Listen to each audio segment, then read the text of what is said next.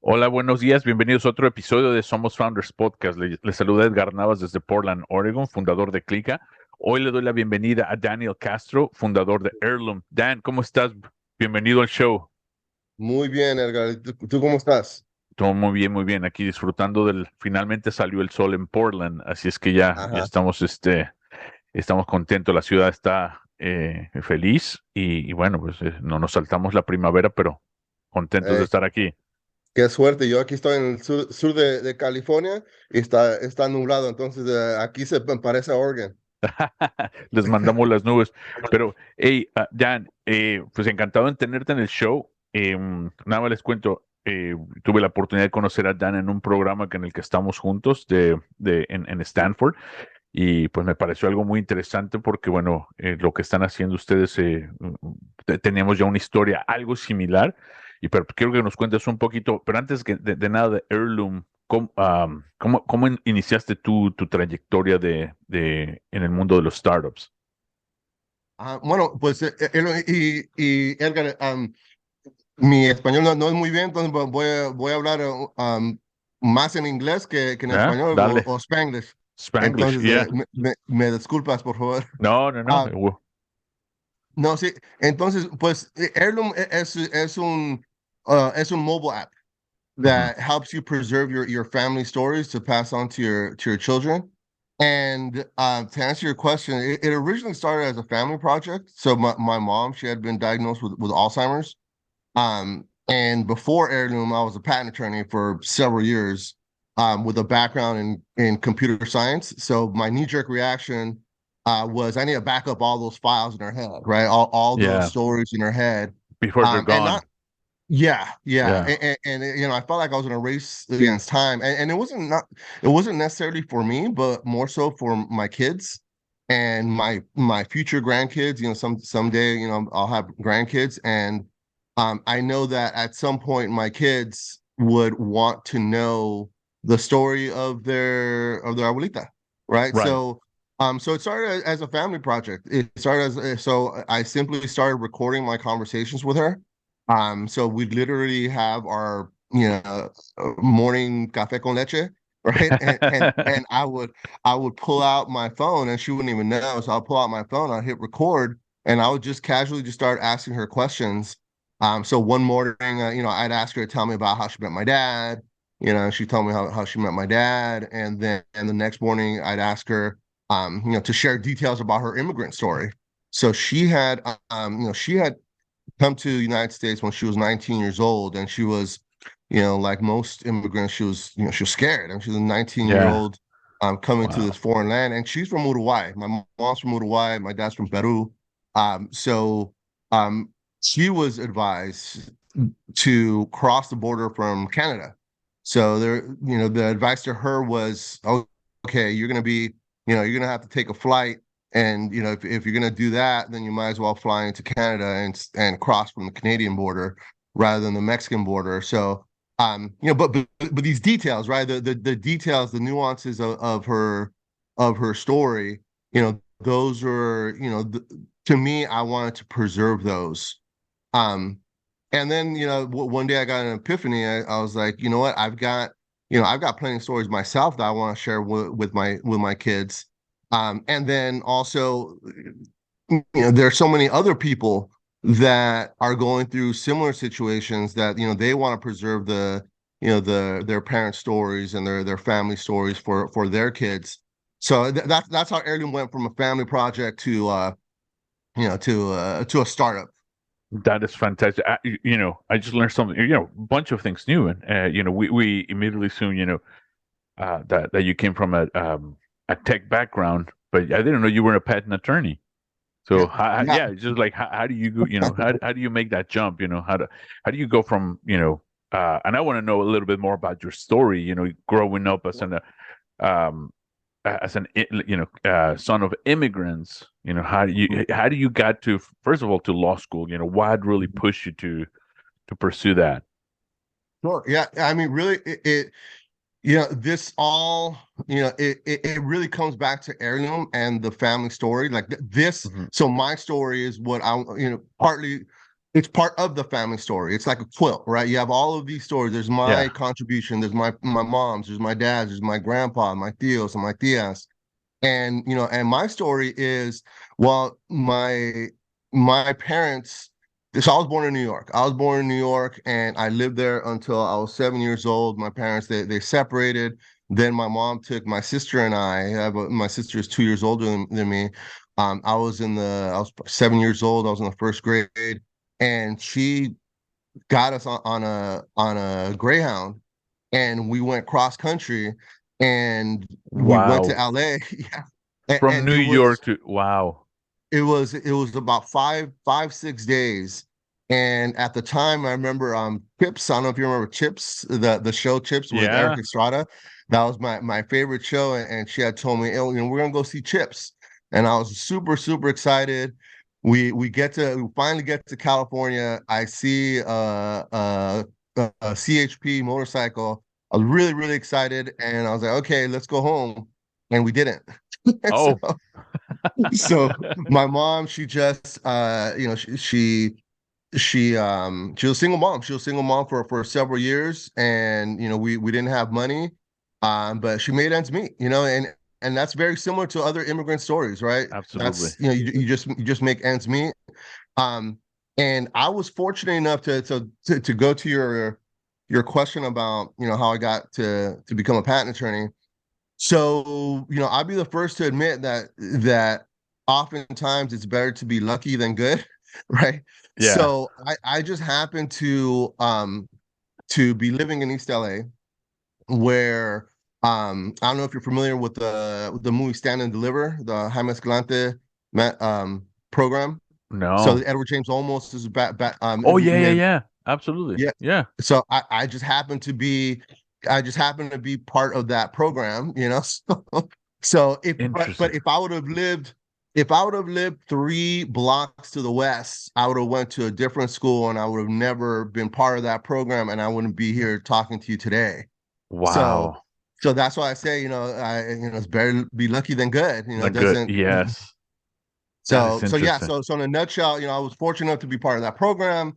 I was motivated my primary motivation was, I wanted to provide for my mom, provide for my sister, and I didn't know how I was going to do it. I had no idea.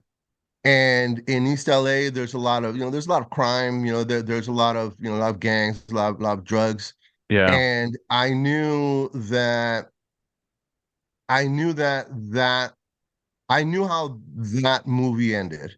You could make money quick, but in about a year or two, it'll catch up to you, and you're either going to end up in jail, Or dead. having to go to Mexico or whatever. You're like it's not gonna end well. And for me, I was thinking, this is too big of a risk for my family. They're going to be relying on me, and they, I can't help them if I'm not around. Right. So I just happened to meet, Jaime Escalante when I was in the 7th grade, Wow. and he was a great teacher. Don't get me wrong, he was a great teacher. He really was. But I think his greatest gift was being able to connect with folks. And his mantra, he often talked about ganas, right? You Yeah. need ganas. Échale ganas. Yeah, that was really his strength. He when he met with me, he was like, well, what do you want? Like what makes you tick? And I told him right away. I said, my family. I want to get my mom out of East LA. That's what I want. And what he said, it was really simple. He said, all right, if that's what you want, you gotta do 2 things. You have to get straight A's, and that's number one. And number two is you have to be part of my program, and you have to be committed to my program. From that day forward, I never got a B again.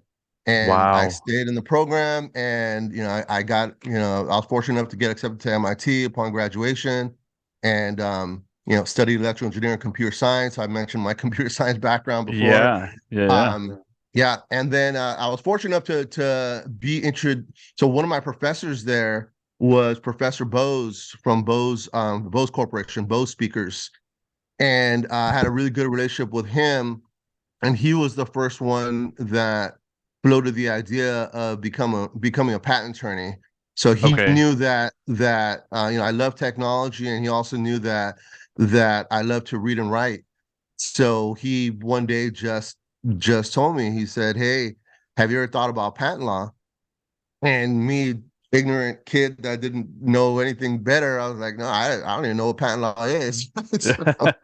So he ended up introducing me to his patent attorney, who was also so Professor Bose was an MIT alum, also computer science, electrical engineering. His best friend at MIT was also the computer science electrical engineering major, but Professor Bose ended up creating the Bose Corporation, Yeah. which, by the way, was motivated by his parents too. He's of Indian descent, and his parents loved music, and he didn't like the quality of the Of the speakers that sound. they. So he was motivated by his parents. Said, "You know what? I'm going to design a speaker that they could use to really enjoy Their music." passion. Yeah. Yeah, yeah. So we connected Wow. on that family level as well. So anyway, so he introduced me to his patent attorney, who same major, but he ended up going to Harvard Law School, becoming a patent attorney, representing his best friend here from MIT, Bose Corporation, Yeah. the Bose Corporation. So, anyways, I'm rambling, but long story short, that's when I knew I wanted to do patent law. Went to law school, became a patent attorney, and that's my story, That's man. what, man, no, that's fascinating because again, these are like learning new things. How do you go from, again, going back to the East Coast and MIT? Hmm. I don't know, Hmm. we've had some MIT grads here, like one of the most notable, Nora Mai Cadena. Do you know her? I'm sure I do. There aren't many of us There, Latinos at MIT, and we no, all know each other. So, exactly. That's what I figure. So she's exceptional. Now running a venture fund out of LA.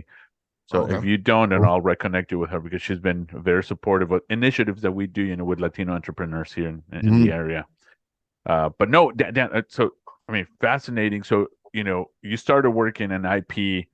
Hmm. You're kind of like what every Latino parent aspires. My son is at a corporate, is at a big attorney, MIT. Like your mom had to be on cloud nine.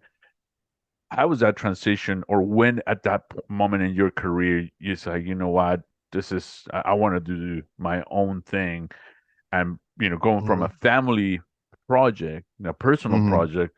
When was that realization from you? That's like, you know what, I need to make this, for other people. Yeah, and you know what? I mean, I'm still a patent attorney. I'm still licensed in California, and so I'll begin by saying I loved past tense, and I continue to love patent law. So this was, I loved being a patent attorney. So the nerd in me loved seeing the new technology. I represented Qualcomm for several years, Microsoft for several years, so and several startups and all companies in between. I loved I loved being exposed to that. I loved writing about it. I loved arguing, representing my clients Yeah. to the patent office. So my transition to Heirloom wasn't I hate my job, I need to find something else. It was not that at all. It was primarily motivated by family. That's all it was. I knew that my mom's stories needed to be preserved. I saw my kids, and I saw how old they were. I saw my nephews, and they were young as well. And I did the math. I knew, realistically, Yeah. my mom's never going to be able to sit down with them and share these stories about her being this frightened 19-year-old, or even, because one of the mornings with our café con leche, I asked her, "Hey," I told her, "Mommy, ¿tú no tuviste miedo cuando nos tomamos el S Greyhound hasta Los Ángeles?" And she's like, "No." And I'm like, "What do you mean, no?" Like, and then Yeah. I told her, I was like, "Well, did you know anyone in LA?" And she's like, "No." And I was like, "Well, what were you thinking? Like, you didn't, and how much money did you have?" She Yeah. said, "I had like probably like $20." And I was like, "Dude." You have 20 the bucks and single, 2 kids. Yeah. yeah, on a Greyhound. And then, and it was fascinating because I asked her, like, so what was your plan? And she's like, yo siempre me arreglaba.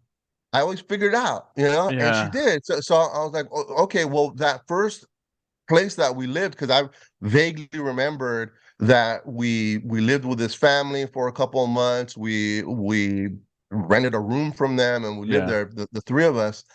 And I said, ¿Cómo los conociste?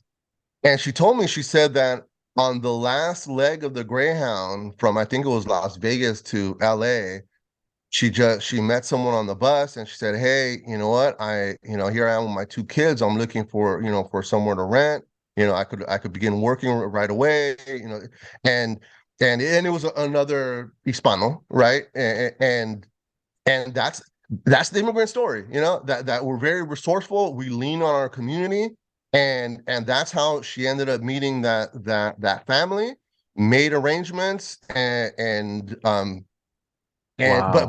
but in hindsight, right? When she's sharing this story with me, I'm thinking, man, like, What were you thinking? Yeah. yeah, she doesn't speak English. There's no She's got internet. these 2 kids. Yeah, yeah. Like it's so those stories I wanted to preserve, for my kids, knowing that they weren't going to, that she wasn't going to be able to sit down with them 20 years from now and have those conversations with them. No, you're absolutely right. Wow, what a treasure! And because it reminds me of, like, every year my grandma's, what would have been my grandma's birthday was a couple of days ago. She would have been 93, but she sadly passed away over 20 years ago. And you know, with me, this is something really personal. Like I think it often, like, what are the things that I would have liked to ask her? And that's the things that I don't have. They're gone. There's some things that my mom remembers, some things that have passed through anecdotes, things that I remember, but sadly, things that, like you say, you ask them those, like, hey, how do you do this? How, just tell me more about you. And I can tell you, I don't know what her favorite meal was. Things like that. I don't know. I knew who her favorite artist was, because I was going, but like, what's your favorite food? Where do you go to school? That's all gone. So Los yeah, I see detalles. all the detalles. Yeah, like, what we could maybe consider little things, Hmm.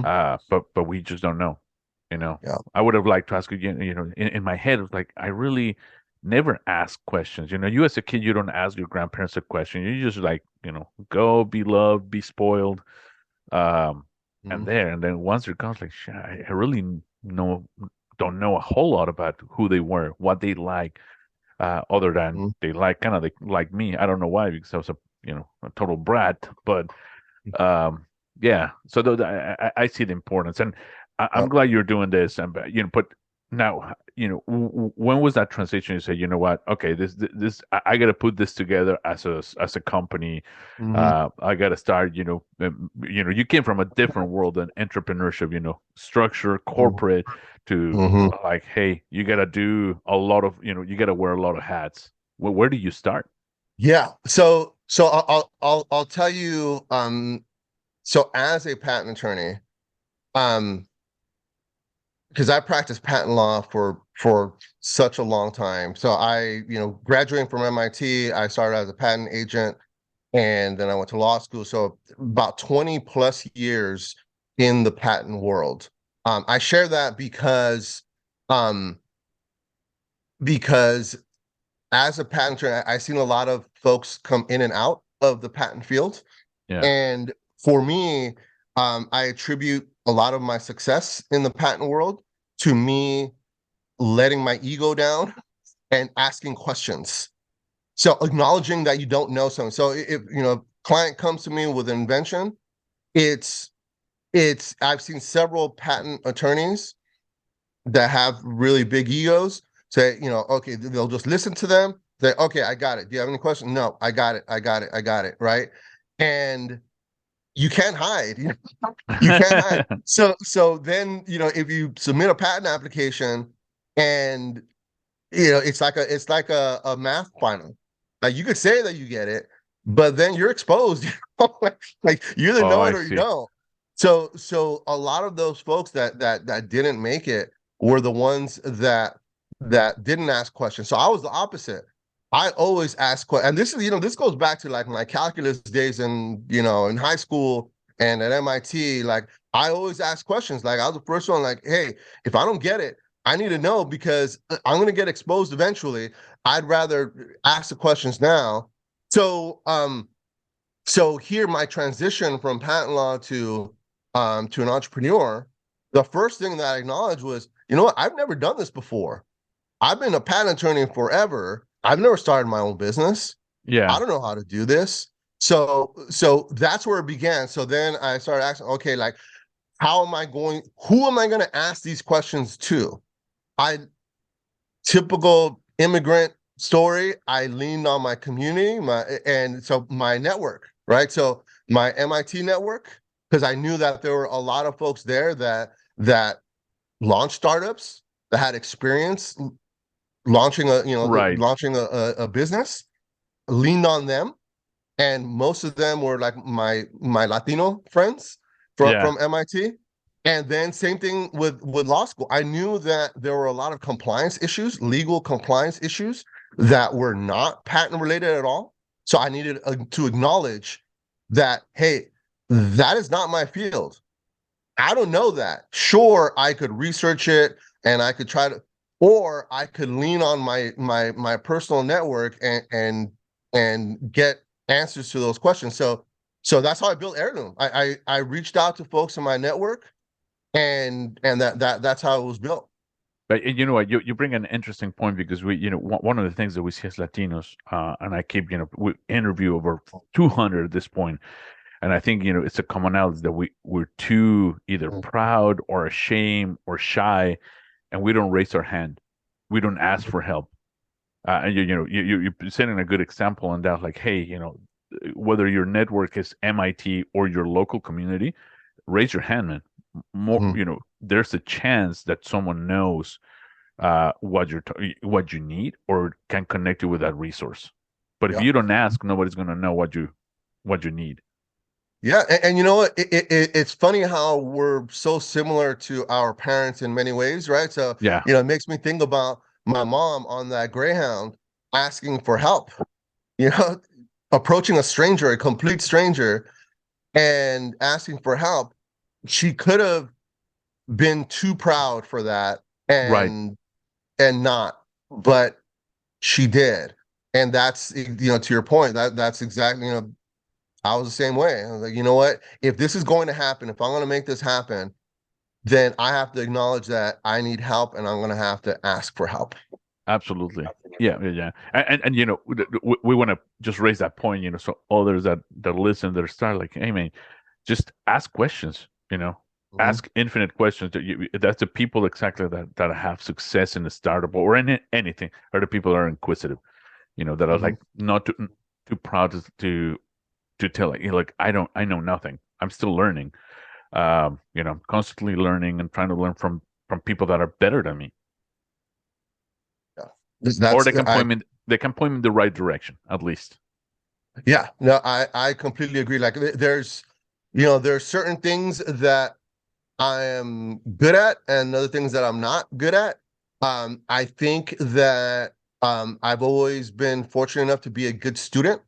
So there are, whether it was in the patent world where I am listening to the client and becoming the student and allowing them Yeah, to teach me about their invention, or in Heirloom where it's, I have no marketing experience, but I am talking to a marketing expert and I am learning the nuances of marketing which is needed for Heirloom. exactly. Hey, and now talk us a little bit about, we want to preserve those memories. What does the product look like? And is it already launched, or in which stage are you are? Yeah, so we just launched our app in was it about 2 months ago. So Okay, very early, congrats. early. Yeah, thank you, thank you. Yeah, so we are available on the App Store and on the Play Store. So we right now we're learning.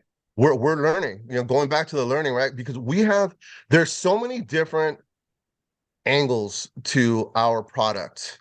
And we have theories of what features, for example, may or may not resonate with folks. Um, but ultimately, and this, going back to the nerd in me, our decisions are going to be data driven. On the marketing side, on the product development side. So for example, I shared about doing recordings, voice memos. Yeah.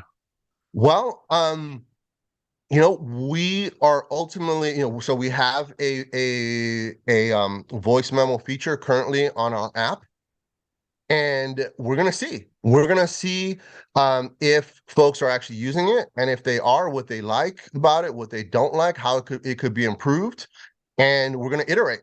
We're gonna continuously monitor the data and make improvements, and not we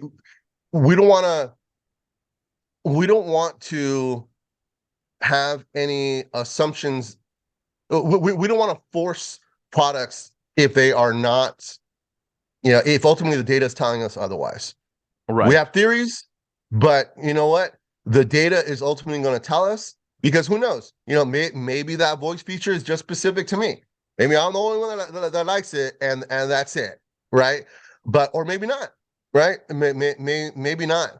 So we're experimenting with different features. So we have that voice memo feature. We have a family tree feature that's in the pipeline. So it'll allow That's you pretty to cool. create a digital family tree quickly, right? And so this is abuelita, is abuelito. You have all these different nodes, and you could click on any of them, because I keep thinking about my kids 20 or 30 years from now. Like, they're at some point they're going to want to know about their family. What does that experience look like? Right. And quién sabe? Quién sabe? Right? So we need a test. We need a test.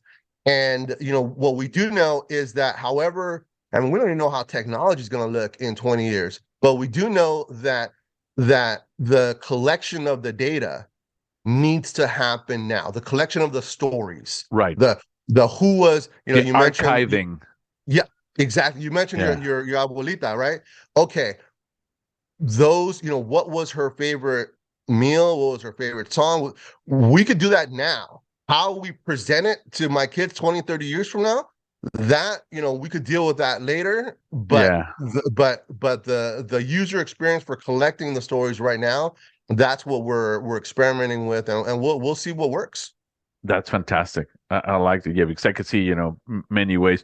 Like I told you, we come to the realization my parents were lucky to still have them. They're still relatively young and in good health, knock on wood. Like, we keep them for much longer. But that's something that's always been in my mind. And in the past, I've asked my dad, "Hey, why don't you start writing a diary?" And because eventually that'll be passed on. But having a digital archive of your family that it can keep going and moving and living, and more importantly, that once these memories are gone, or the people are gone, you can still at least hear their voice. Yeah, yeah, That's and or that's video. powerful.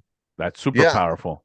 yeah. I mean, there was an experience that, you see, part of the epiphany that I had, it started with my mom, but then it hit me too that, yeah, I might not be around either. Something could, I could get hit by a bus tomorrow, Totally. and my stories aren't going to be there for my For kids. your kids. So I have started leaving voice memos for them, so that 20, 30 years from now, they hear my voice, they That hear is my pretty voice, cool. and they hear Yeah. my stories. And some of the stories are a little more involved, right? Like, I did a recording about, how I met their mom. But then a recording I did a few months ago, and I don't know what makes me think of it right now, but um so I coach my 5-year-old's soccer team, right? And we live in South Orange County now, which is not East LA. It's It's completely a different. different, yeah, It's just completely different, economically, um, diversity wise, and in several ways. So I am, I'm warming up the team, and I overhear two moms talking, and the one mom, they're talking about speaking Spanish, and then the one mom tells the other mom, the only thing I know how to say in Spanish is renta tarde, right? And I hear that, and I'm like, I got triggered. I got just triggered because wow, we always rented, and I remembered, like, I mean, we lived in at least what, three, four different, in the second grade, I went to three schools. We lived in three different places. We hopped around. yeah, And I remember from being small, I remember whenever the landlord came over, it was such a tense, it was such a tense, like, just like you could cut the tension with a knife. My mom was, and I never knew the detail. I was too small, but I knew, I knew without yeah, knowing. And here I hear this, these two moms, and they were laughing, like, oh, ha ha ha, that's all.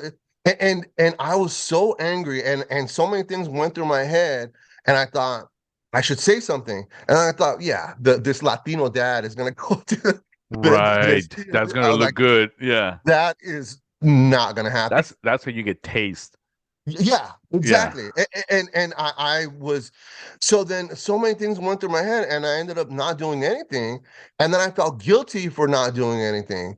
And then so then that game, my son ended up, he scored his first goal, right? all First right. first So, goal in soccer. So then after they gave him this little award after the game, and we took a picture of him. So I uploaded this picture of him holding his award, and I did a recording.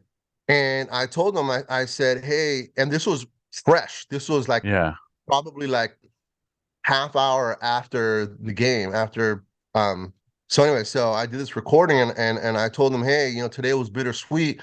Um, you scored your first goal, and we're super excited, and proud of you. But let me tell you what happened before the game. And I shared with him exactly what I just shared, and it was raw, man. I'll tell you right now. Like, I started wow, crying. It was, I told them about, I told them everything that I just shared, and yeah, I told them, you know what? In East LA, we wouldn't have had to worry about this. We wouldn't have. We would have never heard. We would never heard this. And I studied all those years, and I worked so that first my mom, and then now my kids would never have to deal with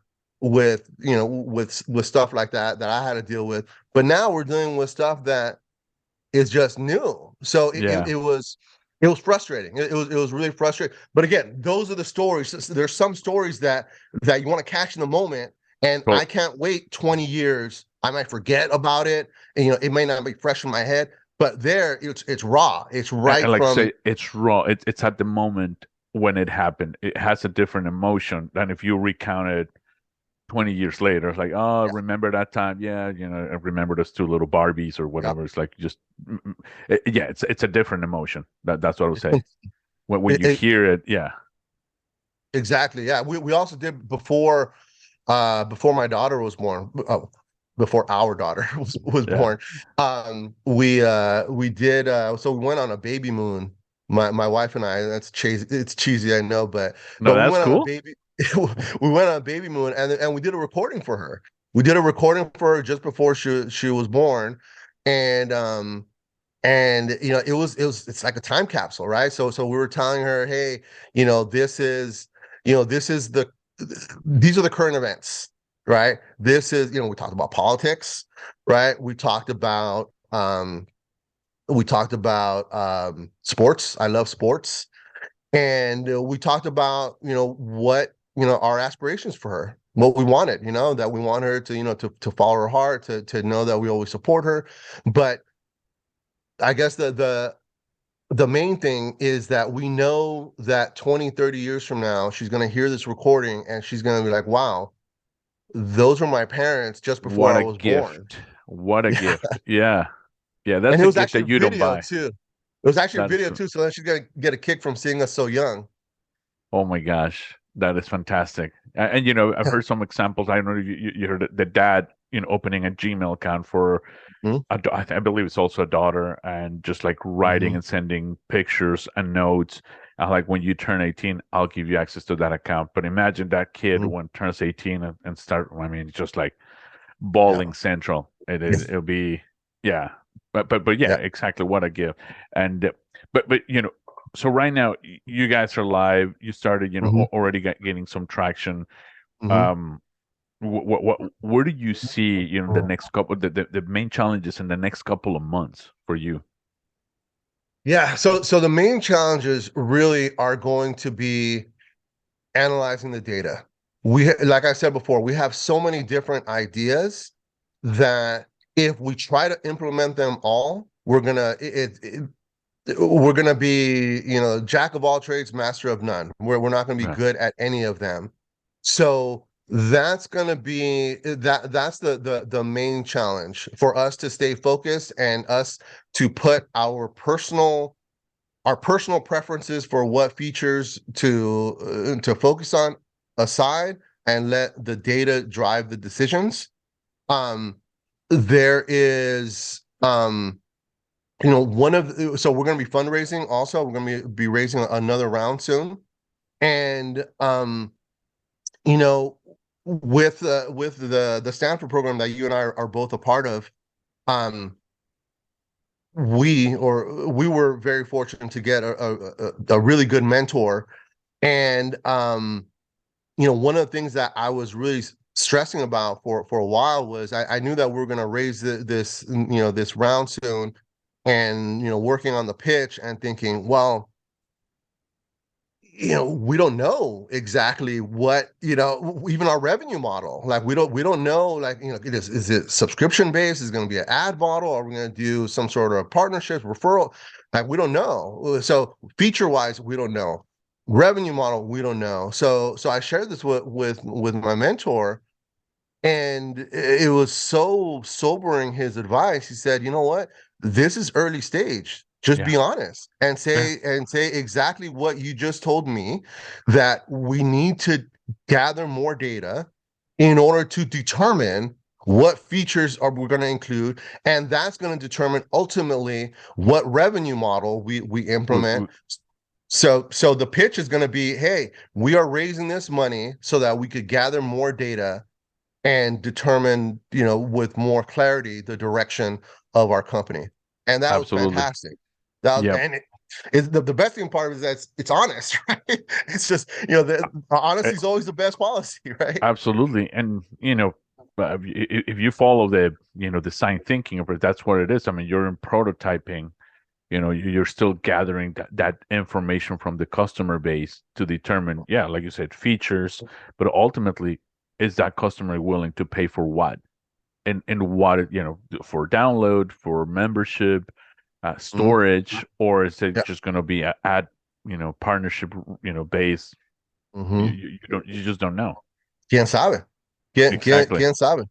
Yeah. And and it also hit, and so this is again from the Stanford program.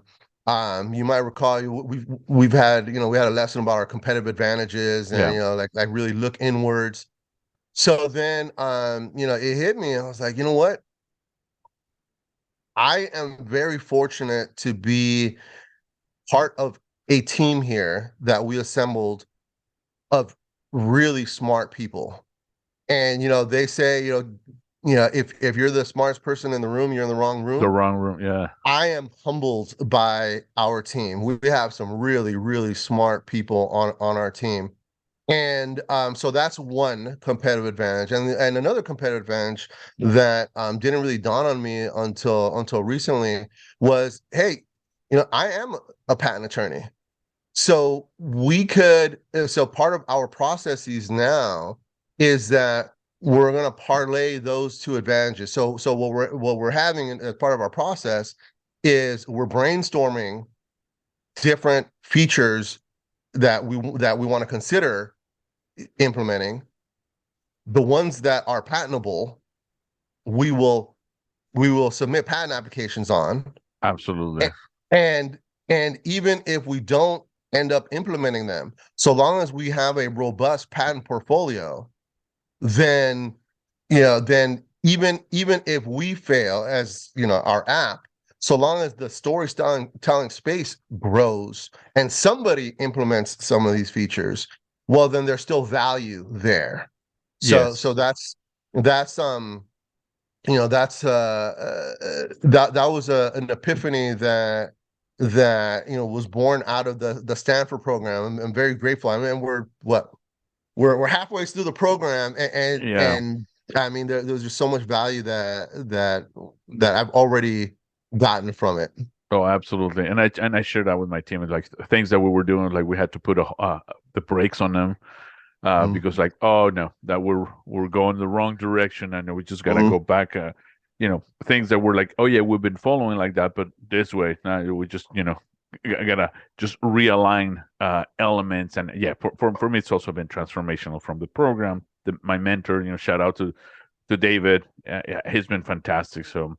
But Daniel, and before we conclude, like, what can we do at this stage for you? Like, I know you're raising capital, your launches. So, what's the call to action for us? Honestly, the best thing for us right now, what we're looking for, is folks to download our app and give us feedback. Okay. That's really the main thing. I think on the fundraising side, we should be okay. We should be okay, and that extremely fortunate that we're that we feel that way on the fundraising side. What is most pressing is getting that feedback from our users, right? Okay. So we've had we have a focus group that a focus group infrastructure that we've Yeah. implemented. But that's aside from people that are not in the focus group that are downloading the app and providing us feedback. That's really that would help us the most. Fantastic. Now, is the app available only in the U.S. or is it open to any country? Because do you know? Because Yeah, so it's a great question, because right now we're available in the US, and we're available elsewhere also. We're available abroad. okay, So yeah, so anyone could download it. and We it's in haven't Spanish, no, it's only, but English. Edgar, Okay. you're on the right track, because one of the things that we want to have is we want to have it be bilingual for obvious reasons, right? Right. For obvious reasons. Yeah. And so that's one of the things that we're going to be experimenting with. Let's have a bilingual version, and let's test the Latin American market. I mean, look, I grew up in East LA, and if we were to get a random group of any of 10 of my friends from East LA and ask them about their parents' immigrant story, those are 10 I fantastic, interesting stories absolutely. just there.